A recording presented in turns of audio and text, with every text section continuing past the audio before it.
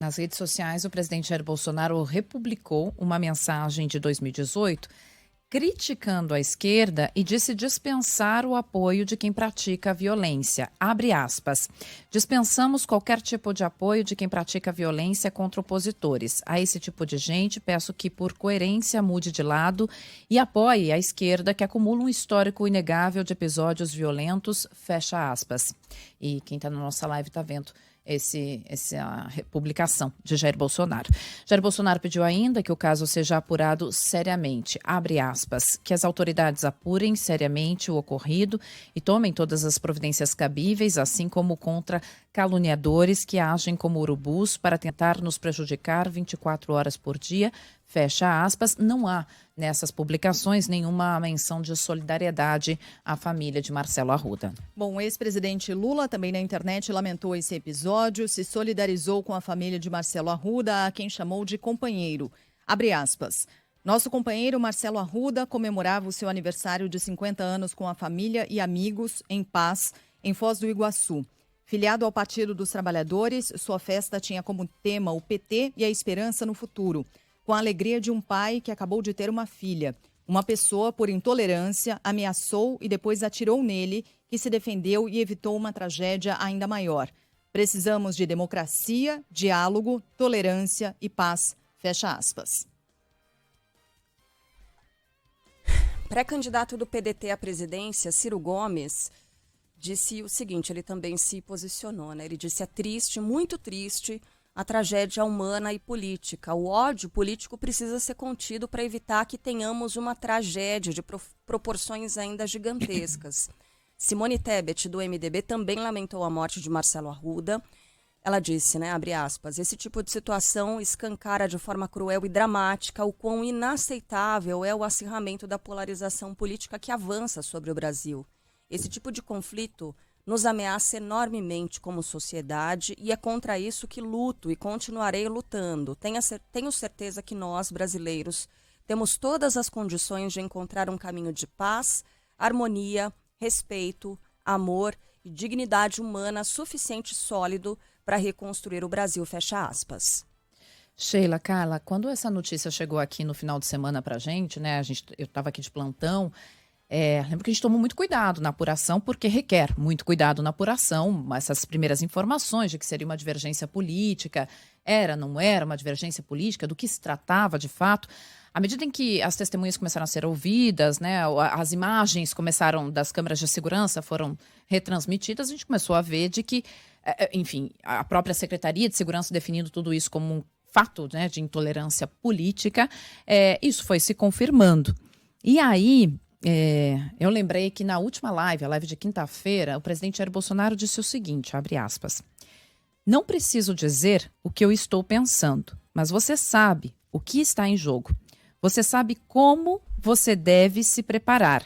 Não para o novo Capitólio, ninguém quer invadir nada, mas sabemos o que temos que fazer antes das eleições, fecha aspas.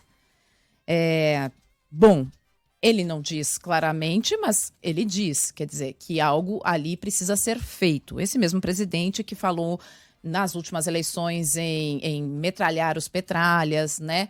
Cujos filhos incentivam esse tipo... Aí o Eduardo Bolsonaro, na semana passada, diz, não, nós não temos responsabilidade, antes disso acontecer, né, sobre supostos atos de violência que possam vir a acontecer. Mas tem.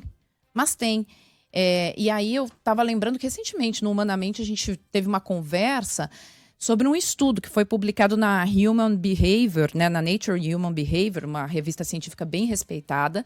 Foi um estudo feito com 10 mil participantes e esse estudo analisava a relação desses participantes com Donald Trump. Eram participantes que tinham um tipo de comportamento e como é que eles se relacionavam com o Trump. E o estudo é bem importante porque ele foi avaliando a evolução comportamental destes participantes. E notou que, à medida que o governo Trump avançava, estes participantes que tinham uma simpatia com Trump se tornaram ainda mais preconceituosos e agressivos. E eles se sentiam confortáveis para se tornarem publicamente preconceituosos e agressivos porque viam ali um relaxamento ou uma permissão para isso. Eles viam de seu líder uma permissão para isso. Líderes, historicamente, isso não chega a ser uma novidade, têm capacidade de influenciar os valores do grupo que o seguem, né? E eles se sentiam relaxados para isso, se sentiam mais à vontade para isso. Então, a má notícia é que, sim, aumentou o preconceito entre os apoiadores do presidente, o que fez acontecer ali uma maior aceitação de expressões de ódio.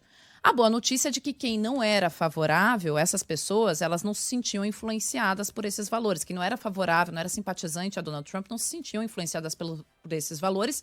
E mais ainda, elas cresceram a rejeição a esse tipo de atitude. O que eu estou dizendo é, sim, há responsabilidade direta do presidente, dos filhos do presidente, em atitudes de violência que possam acontecer daqui para frente, se eles não disserem claramente que isso é condenável.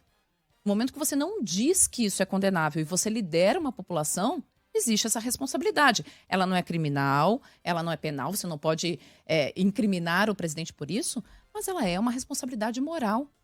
Existe comprovação dessa influência. Então você ou diz claramente que você condena esse ataque, que você não está do lado disso, ou você não abre aspas em entrelinhas numa live dizendo: sabemos o que vocês têm que fazer. E é antes das eleições. É isso. Bem, o ministro do Supremo Tribunal Federal, Alexandre de Moraes, que vai comandar inclusive o TSE nas eleições de outubro, também se manifestou sobre isso, abre aspas. A intolerância, a violência e o ódio são inimigos da democracia e do desenvolvimento do Brasil. O respeito à livre escolha de cada um dos mais de 150 milhões de eleitores é sagrado e deve ser defendido por todas as autoridades no âmbito dos 3 poderes, fecha aspas. Ao longo de todo domingo, deputados, senadores, líderes de diversos partidos políticos também se manifestaram nas redes sociais, repudiando atos de violência pelo Brasil. O presidente do Senado, Rodrigo Pacheco, afirmou o seguinte, abre aspas, o assassinato de um cidadão durante a comemoração de seu aniversário com a temática do candidato Lula é a materialização da intolerância política que permeia o Brasil atual e nos mostra, da pior forma possível, como é viver na barbárie. Devemos todos, especialmente os líderes políticos, lutar para combater esse ódio que vai contra os princípios básicos da vida em família, em sociedade e em uma democracia. Fecha aspas. É o seguinte, na essência, nós estamos aqui falando de fanatismo. E fanatismo de toda ordem, na ponta, gera violência. Porque o fanatismo, ele não aceita o diferente, ele não aceita quem pensa diferente, ele quer eliminar o diferente. Até por isso, há em comum entre os fanáticos todos essa questão de fundo, a violência. Até por isso se parece tanto quando a gente fala de intolerância política, religiosa, a intolerância ideológica, a de orientação sexual e tantas outras que a gente vê. Né? Na essência e a questão de fundo, a gente está falando, o fanatismo leva à violência. E eis o perigo de alimentar o fanatismo, que é uma construção, como dizia Ellen, com o poder da palavra, com a força do discurso. Fanatismo é paixão cega. E alimentar paixão cega na política, normalmente, é tática de populistas. E quando se alimenta gente perturbada e criminosa, o resultado acaba sendo esse. O que é mais maluco na intolerância política é que a gente está falando de pessoas que têm ali os seus políticos de carteirinha, e políticos, na média, vamos combinar, eles não têm lá muito foco, não estão lá exatamente preocupados com os interesses de toda a população brasileira, estão muito mais preocupados com seus próprios interesses.